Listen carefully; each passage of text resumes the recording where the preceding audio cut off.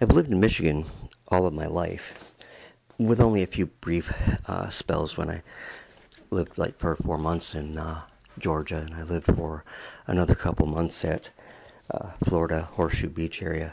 But Michigan has been my home most of my life, and I find it to be a land really of enchantment. Its Native American prehistory, its rich and colorful mythology, and that of the early settlers makes Michigan a very, very special place, and it is unique geographically. History lays on the ground here in Michigan, and prehistory especially. I remember one time, it's been years ago now, my ex-wife Kathy and I were at a site called Godum Gresham in Oscoda, and we were walking along looking at the sand, and there in the sand, in a semicircle, was the rim of a pot that dated back anywhere from 500 to 2,000 years ago, and it was just laying there in the sand, just ready to be picked up and examined and tell its story of a little bit of Michigan's past. But I want to talk to you about a legend which is from the historic period, and it's called the legend of the Nain Rouge. The Nain Rouge, you see, is French for red devil or red gnome, and it's a mythical creature that some believe originated in Normandy, France, as a type of lutin. Contrary viewpoints speculate that the alleged creature is more closely related to the Algonquin myths of the Glooskap, who, it is said, created a protective nature spirits and dwarves in the Midwest United States. Original legends tell of the creature being seen as a protector of Detroit, Michigan, but due to modern interpretations, is now feared by its residents as the harbinger of doom. His appearance is said to presage terrible events for the city. The Nain Rouge appears as a small child-like creature with red or black fur boots. He is also said to have blazing red eyes and rotten teeth. The creature is said to have attacked the first white settler of Detroit in 1701, Antoine de la Mothe Cadillac, who soon after lost his fortune. And the creature is also said to have appeared on July 30th, 1763, before the Battle of Bloody Run, where 58 British soldiers were killed by Native Americans from Chief Pontiac's tribe.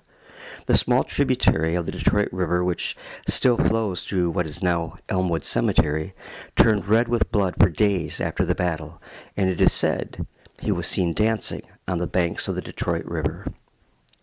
Multiple famous sightings occurred in the days before the 1805 fire, which destroyed most of Detroit. General William Hull reported a dwarf attack in the fog just before his surrender of Detroit in the War of 1812.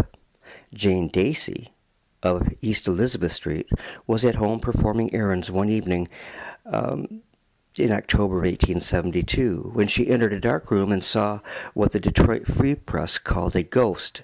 However, the description of blood-red eyes, long teeth, and rattling hoofs seem more akin to the famed Nain Rouge than a mere specter.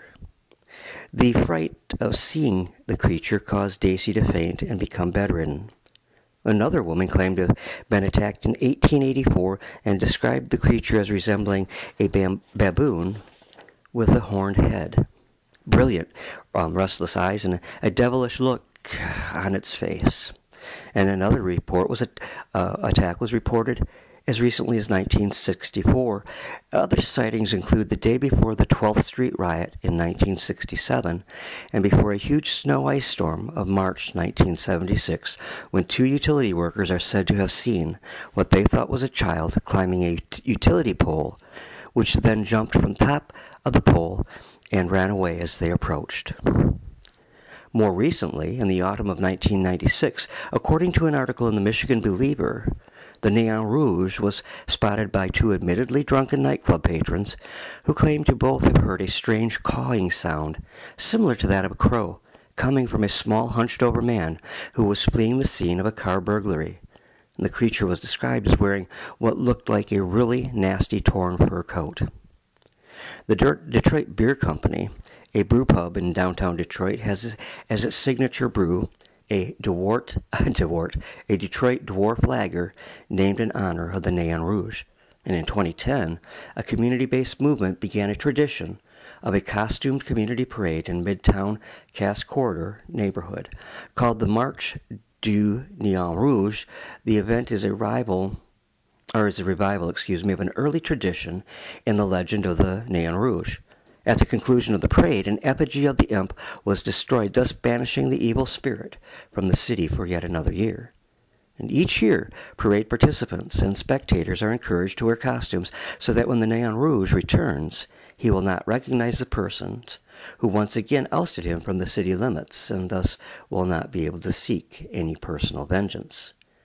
The 2011 event featured a parade followed by the banishment and a party in Cass Park, drawing hundreds of guests. And at both the 2010 and 2011 events, an ad hoc organization calling itself the Friends of the Nain Rouge protested the banishment parade, arguing that the Nain Rouge is not to blame for the city's ills, and that, considering Detroit's population loss, no one should be banished from the city, particularly those who have been there the longest.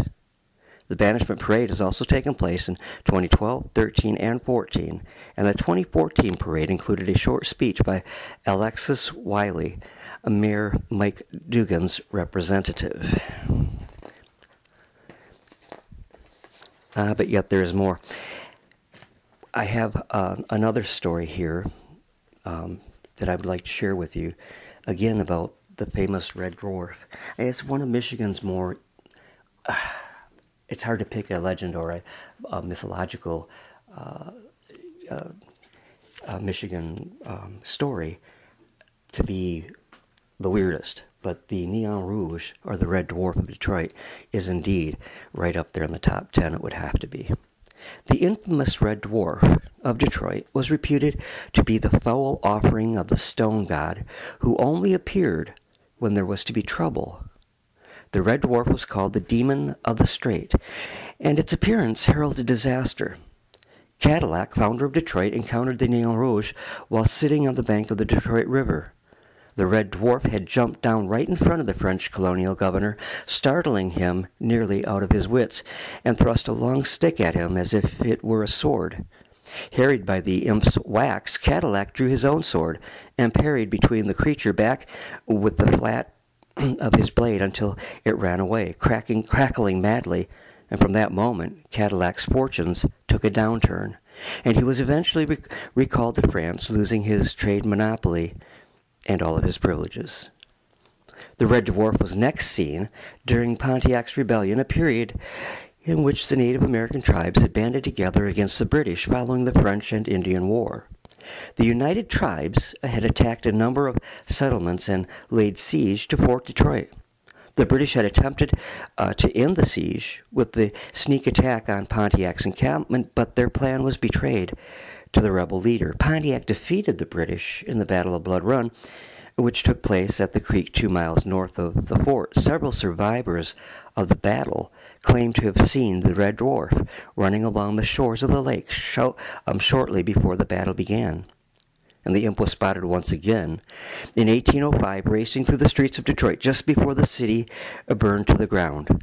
And during the War of 1812, when the forces of the British General Brock began bombarding the American forces within Fort Detroit, General Hull acceded to a demand for unconditional surrender after he saw the Red Dwarf leering at him through the fog. And to this day, the creature continues to be the herald of misfortune for Detroit. The Red Dwarf dashed down 12th Street doing backflips and cartwheels on the night of the police raid that sparked the race riots of 1967, and it was observed by Detroit Edison linemen taking a lunch break in 1976. The Nain Rouge climbed up the utility pole right in front of their eyes, and when they yelled at it, believing it was a child at first, the Red Dwarf dropped to the ground, leered at them rudely, and scampered away. And the next day, an ice storm left 400,000 Detroit residents without electricity. Any truth to it? Well, every legend, I believe, and a mythological story has some element of truth buried in it. And I believe that the Nain Rouge indeed has some truth behind it, and rather than stating that it was a creature of French origin, I would believe that it was a creature of Native American origin, because the Native Americans had many spirits that protected their land here in Michigan for a while before the white man finally robbed it from them. So I hope that you've enjoyed this little venture into the strange side of Michigan, and thank you for taking the time to listen.